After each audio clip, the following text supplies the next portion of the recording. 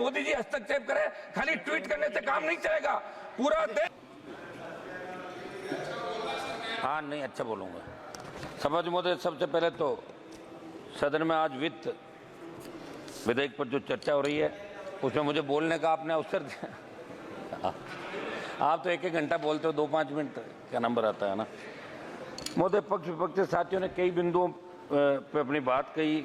वित्त मंत्रालय की कार्यशैली और इसके विभिन्न पहलुओं में कमी पर सदन को गंभीरता से विचार करने की आवश्यकता है।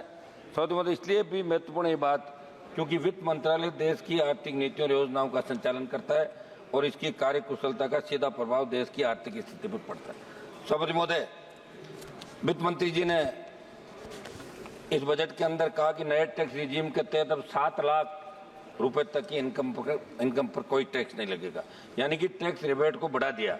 इससे पहले 5 लाख रुपए तक मिलती थी, अब 7 लाख तो कर दिया, लेकिन वो इनकम यदि 7 लाख से 1 रुपया भी अधिक है तो कितना टैक्स देना पड़ेगा, और कैपिटल गेन इनकम में 7 लाख तक वाले को भी टैक्स देना पड़ेगा। ऐसे में आप स्पष्ट करें कि आखिर सच्चाई क्या है, क्या आप केवल गुमराह करें। मेरी मांग है कि 7 लाख से बढ़ा के इसको 10 लाख किया जाए।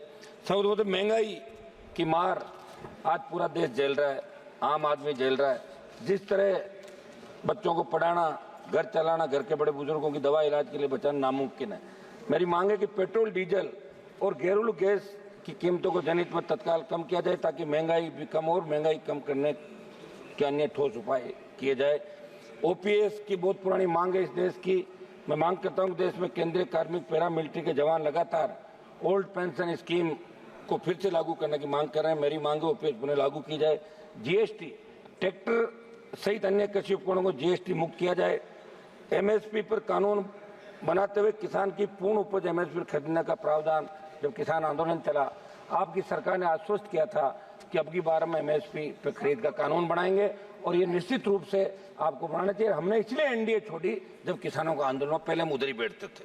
सभापति महोदय, किसान कर्ज माफी 16 लाख करोड़ रुपए का कर्जा धन्ना सेठों का माफ किया पिछले सालों के अंदर। मैं मांग करता हूं कि किसानों का तो 15-16 लाख करोड़ का कर्ज है देश के अंदर विभिन्न राज्यों में, वो तमाम कर्ज माफी की जाए, नया इसका रोडमैप बने। खनन के अंदर समझ देश की खनिज नीतियों में बदलाव की जरूरत है। मेरे संसदीय क्षेत्र प्रदेश के अंदर लाइमस्टोन प्रचुर मात्रा के अंदर है। किसानों को उनकी खातेदारी में खनन के लिए छोटे पट्टे दिए जाए और बजरी के लिए भी खातेदारी भूमि में भूमि मालिक को ही छोटे पट्टे देने का प्रावधान बनाया जाए ताकि माइनिंग माफिया ऊपर लगाम लग सके। पशुपालन, राजस्थान में 3 वर्ष से कम उम्र के बछड़ों पे, जो विश्व के अंदर सबसे प्रसिद्ध मेरे हमारे नागौर नस्ल के बैल बछड़े जो विश्व प्रसिद्ध है, लेकिन धीरे धीरे खोते जा रहे हैं वो, क्योंकि सरकार किसी तरह का प्रोत्साहन नहीं दे रही है। 3 वर्ष से कम उम्र के बछड़ों पर बिक्री व परिवहन पर लगी रोक को किसानों व पशुपालकों के हित के अंदर तुरंत हटाई जाए। पशुओं में होने वाली वायरस जनित बीमारियों की जांच के लिए राजस्थान में एक राष्ट्रीय स्तर की लैब शुरू की जाए। मेरे संसदीय क्षेत्र नागौर में राष्ट्रीय स्तर का डेयरी अनुसंधान केंद्र स्वीकृत किया जाए। सभापति महोदय, स्वास्थ्य को लेकर स्वास्थ्य मंत्रालय की डिमांड पर भी माननीय सदस्यों ने चिंता जाहिर करी थी। देश में स्वास्थ्य सुदृढ़ करने के लिए जितने बजट की आवश्यकता थी उस आवश्यकता से 73% बजट कम बजट दिया गया। मेरी मांग है इसे बढ़ाते हुए देश में सरकारी और निजी अस्पतालों में इलाज की समान दरों को लागू करने, निजी अस्पतालों की लूट पर लगाम लगाने, सरकार के स्तर से प्रत्येक देशवासी को कम से कम 25 लाख का स्वास्थ्य मुफ्त में कराया जाए। प्रधानमंत्री आयुष्मान जो योजना 5 लाख से बढ़ाकर 25 की जाए। जोधपुर स्थित एम्स में विभिन्न प्रशासनिक पदों पर चयनित लोगों को बिना किसी प्रशासनिक अनुभव के डेपुटेशन पर लगा रखा है।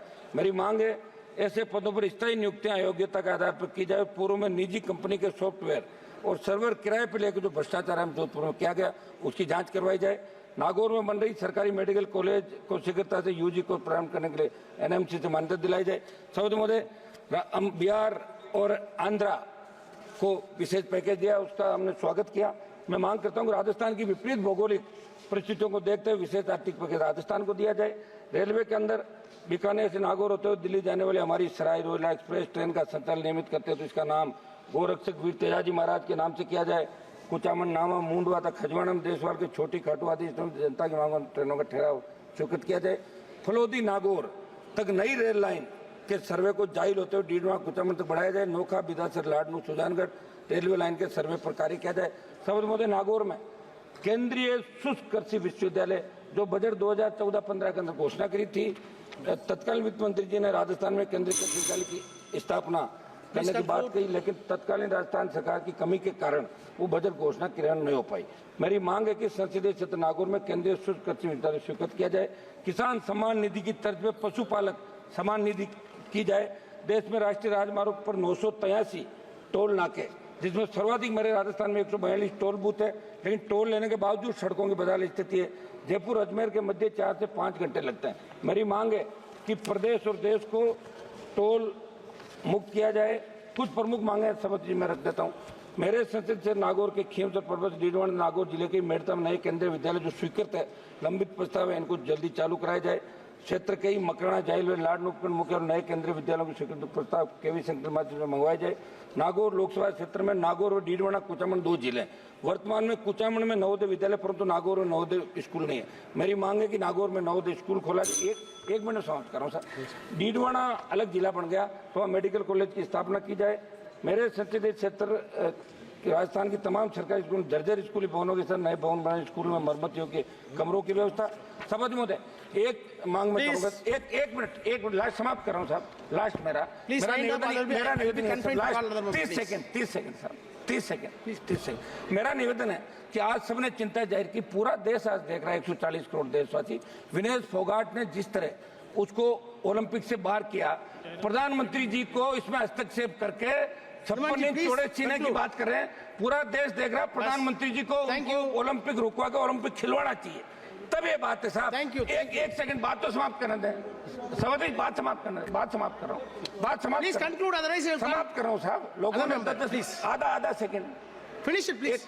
मेरी मांग है, पूरे सदन की देशवासियों की मांग है कि विनेश को वापस खिलवाने के लिए सरकार हस्तक्षेप करे, मोदी जी हस्तक्षेप करे। खाली ट्वीट करने से काम नहीं चलेगा। पूरा देश आज देख रहा कि आप फेल हो रहे हो, आप किस तरह यहाँ भाषण पढ़ रहे थे कि हमने ये खर्च कर दिया, वो कर दिया। प्लीज उमेश भाई पटेल। धन्यवाद अध्यक्ष महोदय।